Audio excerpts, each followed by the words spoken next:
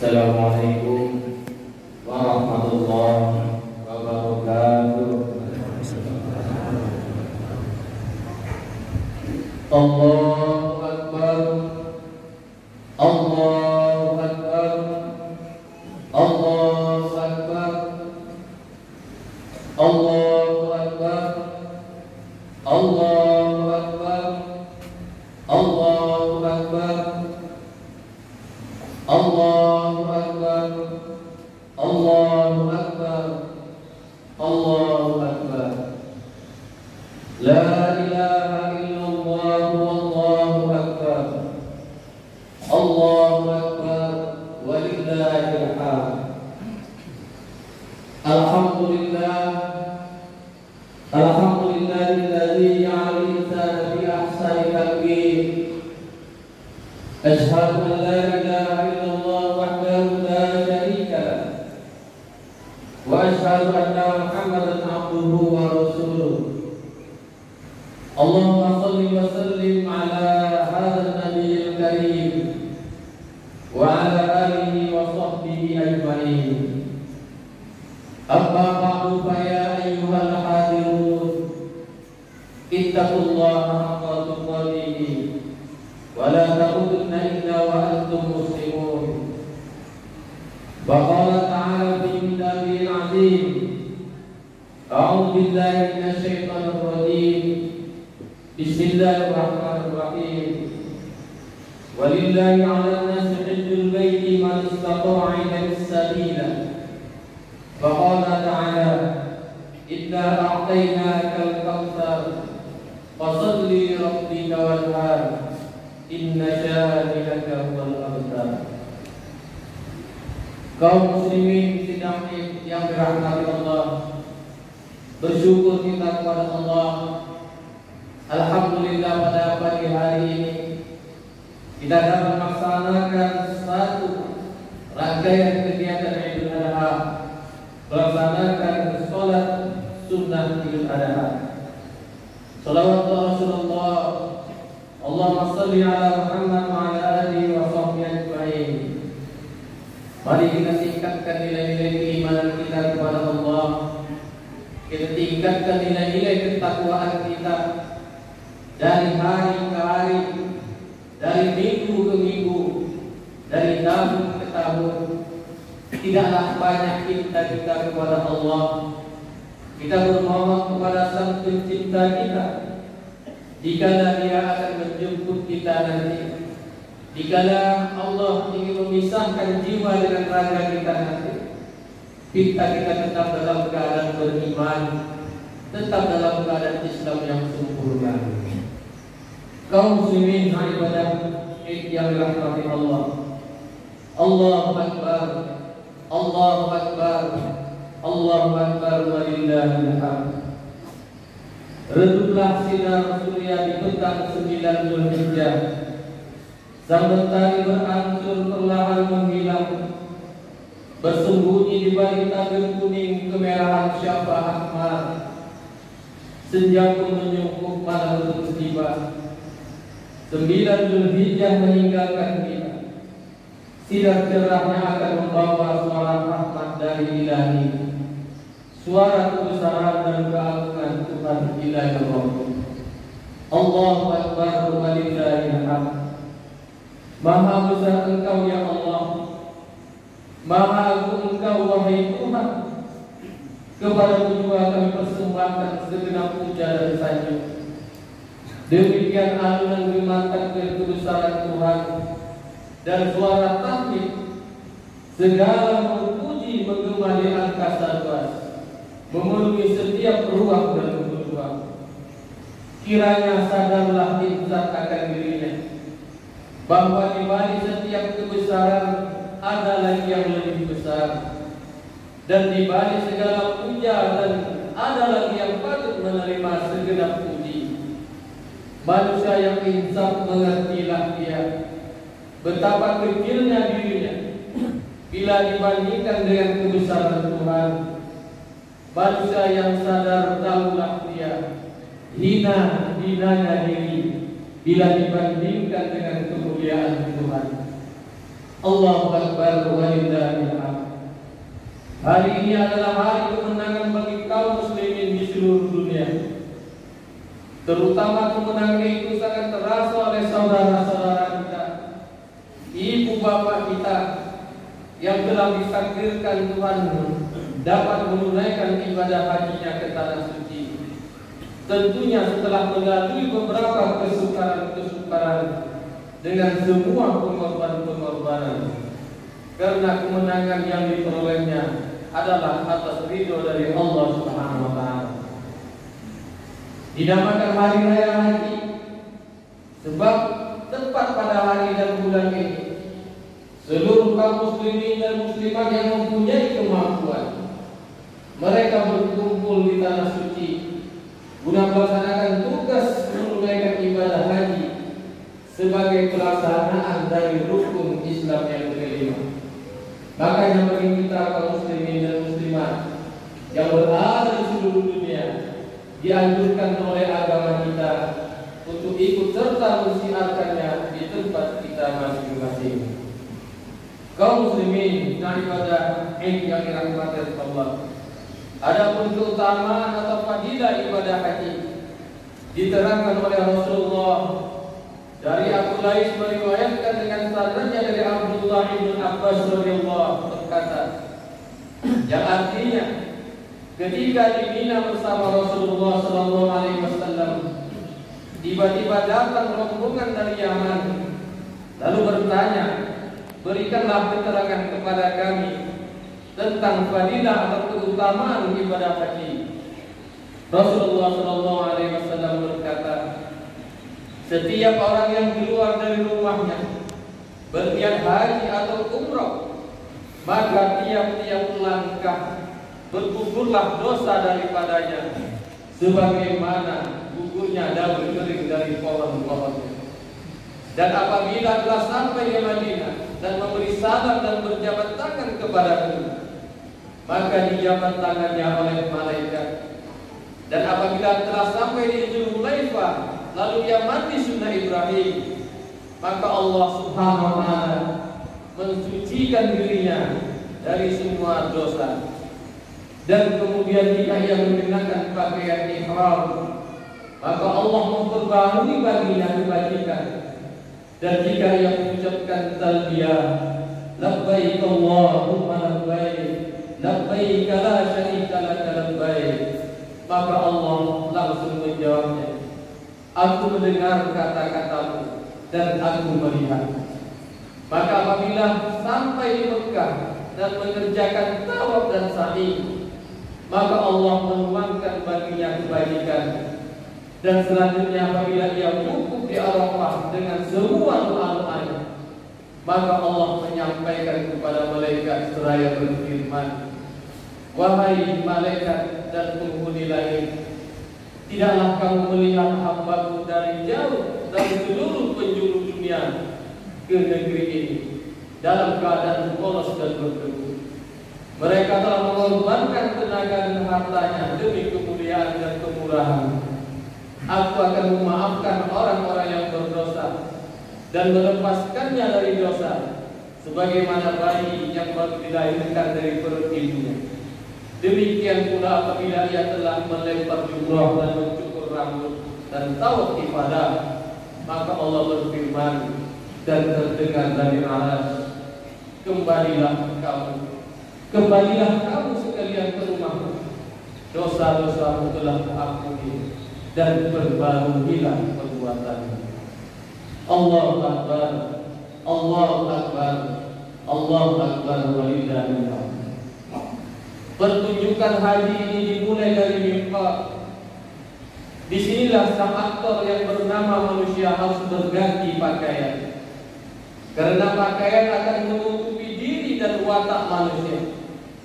Pakaian melambangkan pola, frekuensi, status dan perbedaan tertentu. Terkadang pakaian melahirkan batas palsu yang menyebabkan perpecahan, dan perpecahan melahirkan diskriminasi. Selanjutnya akan muncul konsep aku, bukan lagi kami atau kita. Terkadang aku dipergunakan dalam konteks seperti rasku, kelasku, kelompokku, kedudukanku, keluargaku, dan lain-lain sebagainya. Dan ketika kata aku sudah merasuk, maka yang terjadi adalah yang diperkuat dengan yang diperhamba, yang zalim dan yang mahzum, penjajah dan yang dijajah, pemeras dan yang diperas, yang kaya dengan yang miskin.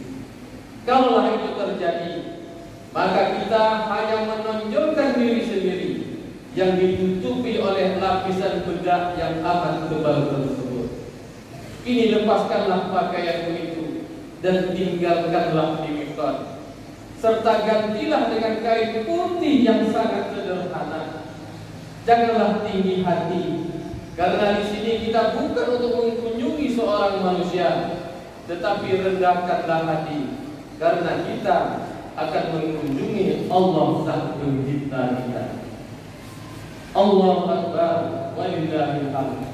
Maka ketika pakaian sudah ditinggalkan, berperanlah sebagai Nabi Adam dan para anbiya dan para rasul, bahkan para ulama dan aulia dan manusia-manusia tangguh di hadapan Allah Subhanahu wa taala. Selamat beribadah di Allah. Selamat beribadah di Rahman di negeri yang jauh di sana. Kalaulah sudah sampai ke Baitullah, sampaikan jugalah salam kami dan kerinduan kami dari negeri yang jauh ini. Doakan jugalah kami agar kami juga dapat menjadi tamu-tamu Allah pada waktunya nanti.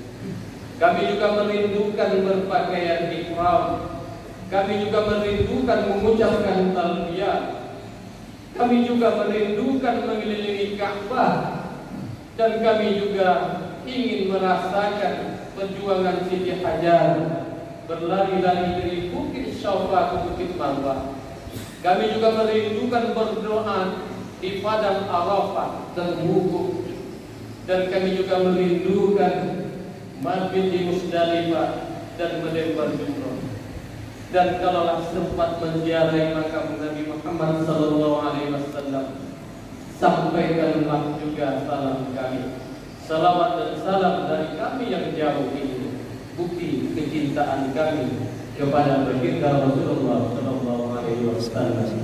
Allahu Akbar, Allahu Akbar, Allahu Akbar, walillahil hamd. Dinamakan hari raya Idul Adha atau hari raya kurban. Ada kurban disyariatkan oleh agama kita pada tahun kedua Hijriah, dan hukumnya menyembelih lembu, kambing atau yang sederajat dengan itu, dan dagingnya dibagi-bagikan terutama kepada fakir miskin agar mereka itu dapat bergembira serta merasakan nikmatnya berhari raya yang sesungguhnya. Inna a'tainakal kautsar fasholli li rabbika wanhar inna syani'aka huwal abtar. Sesungguhnya kami anugerahkan kepada engkau wahai Muhammad suatu kebajikan, maka sembahlah Tuhanmu dan berkorbanlah. Saudara kaum muslimin yang dirahmati Allah, untuk mengetahui lebih dekat asal usul dari kurban ini, mari kita kenal kembali 3 orang tokoh berkaliber besar dan berjiwa baja dan beriman yang ampuh. Mereka adalah Nabi Ibrahim alaihissalam, istrinya Siti Hajar, dan anaknya Ismail alaihissalam. Kita kenal dahulu Nabi Ibrahim alaihissalam. Dia adalah manusia yang revolusioner. Dialah yang menumbangkan berhala-berhala dan melepaskan umat dari mata rantai kemusyrikan. Dia adalah manusia jantan dalam bertindak, melaksanakan amanah penderitaan umat. Namun karena itu semua, dia harus menghadapi pengadilan di zaman pemerintahan Raja Namrud. Dialah yang dijatuhi hukuman dengan dibakar hidup-hidup oleh Al-Gojo Namrud. Apa kata Ibrahim dengan keputusan itu? Aku rela menerima hukuman ini demi keagungan Tuhan. Tetapi sejarah akan menulis siapa aku dan siapa kamu? Ibrahim selamat dalam ujian ini. Dia hidup dan tentram di dalam bara api unggun yang begitu hebat dan dahsyatnya. Allahu Akbar, walillahil hamd. Saudara seimanku yang berbahagia, akhirnya kerajaan Namrud hancur berantakan, dilanda bersih oleh arus revolusi yang dipimpin oleh Nabi Ibrahim alaihissalam. Namun ujian tidaklah sampai di situ. Cobaan tidaklah berhenti mendatangi. Sidang Idul Adha yang dirahmati Allah. Mari kita renungkan dan bertanya di hati kita masing-masing. Siapa yang sanggup menghadapi suatu ujian menyembelih anak kandung dengan tangan ayahnya sendiri? Ampun ya Allah, ya Rabbana, janganlah Engkau bebankan kepada kami perintah yang tak akan sanggup kami melaksanakannya. Ternyata bahwa penyembelihan binatang kurban saja hampir tidak terlaksanakan oleh kami. Apatah lagi untuk menyembelih anak kandung si buah hati, sebagaimana yang diperintahkan kepada Nabi Ibrahim alaihissalam. Kami sungguh tak sanggup ya Allah. Kita akan salut kepada Nabi Ibrahim alaihissalam yang pada suatu hari ia memanggil anaknya Ismail lalu berkata, Ya bunayya, inni ara fil manam anni asbahuka fanzur madza tara. Maka ketika anak itu sampai pada umurnya, Ibrahim berkata, Wahai anakku sayang, semenjak muda belia aku sangat mendambakan seorang anak seperti engkau untuk menyambung hidupku di masa depan, atau untuk membela nasibku dikala aku telah tua dan lemah, atau untuk memelukku dikala aku kedinginan, membisikkan kalimat tasbih tauhid ketika maut menjemputku, membentangkan kain kafan untuk pakaianku ketika aku menghadap Rohmu, dan mengangkat takbir untuk melepas kepergianku. Akan tetapi dikala kasih sedang berpadu, dikala sayang menyatu di kalbu, dan dikala cinta sudah bersatu padu, aku terpaksa berbuat sesuatu atas dirimu. Wahai anak, wahai hati kesayanganku, sesungguhnya aku bermimpi atas perintah Tuhan, engkau harus ayah sembelih dengan tangan ayah sendiri. Engkau harus ayah sembelih dengan tangan ayah sendiri. Wahai anak kesayanganku, bagaimana pendapatmu? Ismail hanya menjawab, Ya abati, if'al ma tu'maru satajiduni insyaallah minas sabirin. Wahai ayahku sayang, ayah adalah sinar dikala aku dalam kegelapan. Ayah bagaikan air dikala aku dahaga. Ayah adalah selimut dikala aku kedinginan. Demi baktiku kepada ayah, laksanakanlah perintah itu ayah. Insya Allah akan saya hadapi dengan kesabaran dan keteguhan. Aku rela mengorbankan cintaku kepada ayah, sebagaimana kasih ayah kepada. Tetapi cinta kasihku tak ada yang lebih selain kepada Allah, sebagaimana juga ayah. Wahai ayah, lakukanlah apa yang diperintahkan Allah kepadamu. Insya Allah engkau akan mendapatkanku termasuk orang-orang yang sabar. Allahu Akbar, walillahil hamd. Berita-berita ini diberitahukan juga kepada ibunya Siti Hajar, dan sekaligus untuk mengucapkan selamat tinggal buat selamanya, dengan harapan maaf yang sebesar-besarnya dan terima kasih yang tak terhingga atas semua jerih payah ibunya selama mengasuh dan memeliharanya selama ini. Tidaklah banyak jawaban ibunya Siti Hajar kepada anaknya Ismail. Hanya ia mengatakan, Wahai anakku Ismail, hanya kepadamu kasih terpaut, sayang tertumpah. Engkau adalah segalanya bagi ibu.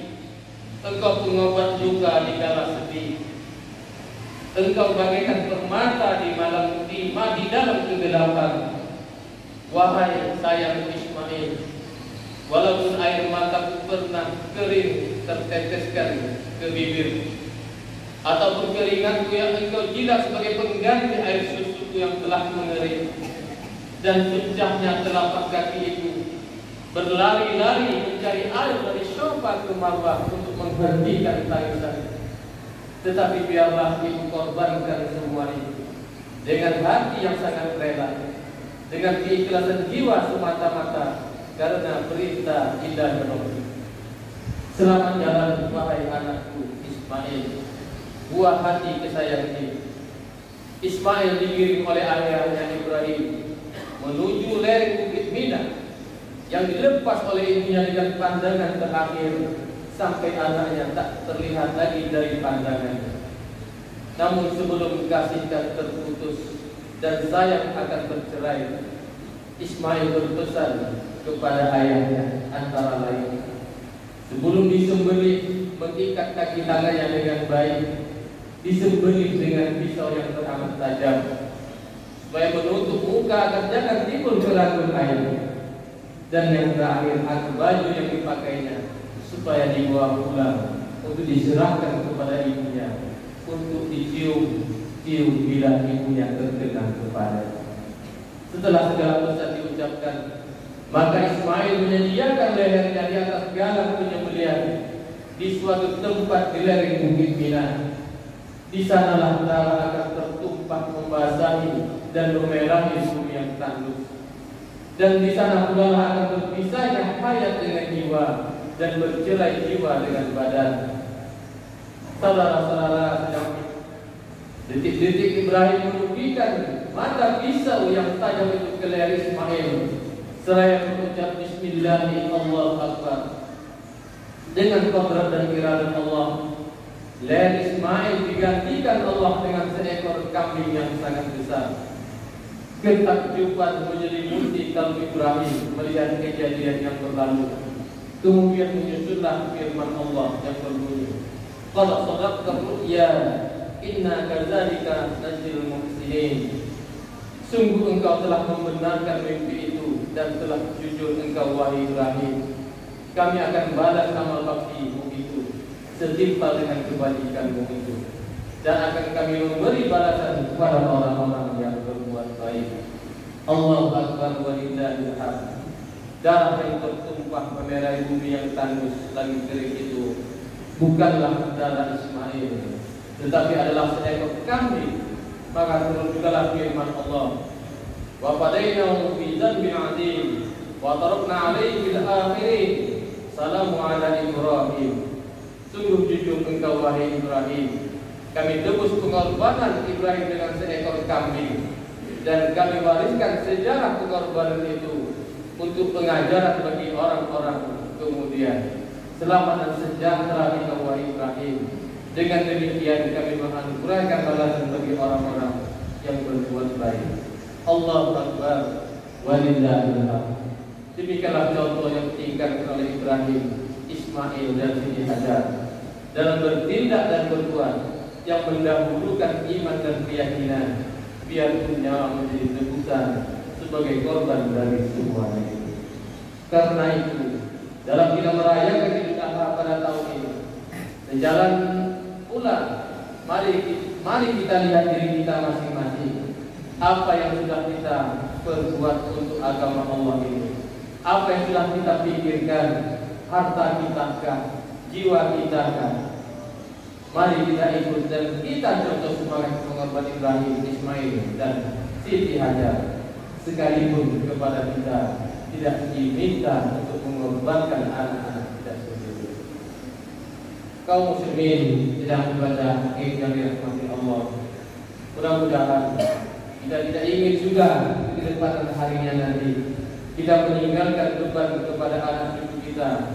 Kita tidak juga mau menjadi buah penyelesaian oleh anak-anak generasi yang akan datang. Mari kita tatap hari depan yang lebih baik. Mari kita lihat cerianya anak cucu kita bergembira ya, menatap masa depannya. Secemerlang seri muka saudara-saudara kita, ibu bapak kita, sanak famili kita yang akan menyelesaikan ibadah hajinya di tanah suci Mekah, Nur yang jauh di sana. Mereka bersuka cita Mereka menangis bergembira karena impian dalam kehidupannya menjadi tamu Allah yang tak tertunda. Duyuf Allah, duyuf Rahman, melaksanakan ibadah haji adalah dambaan bagi setiap muslim di seluruh dunia ini. Semoga hari raya ini mengantarkan bangsa, negara dan daerah kita ke pintu gerbang fajar hari esok yang lebih ceria. Amin ya rabbal alamin.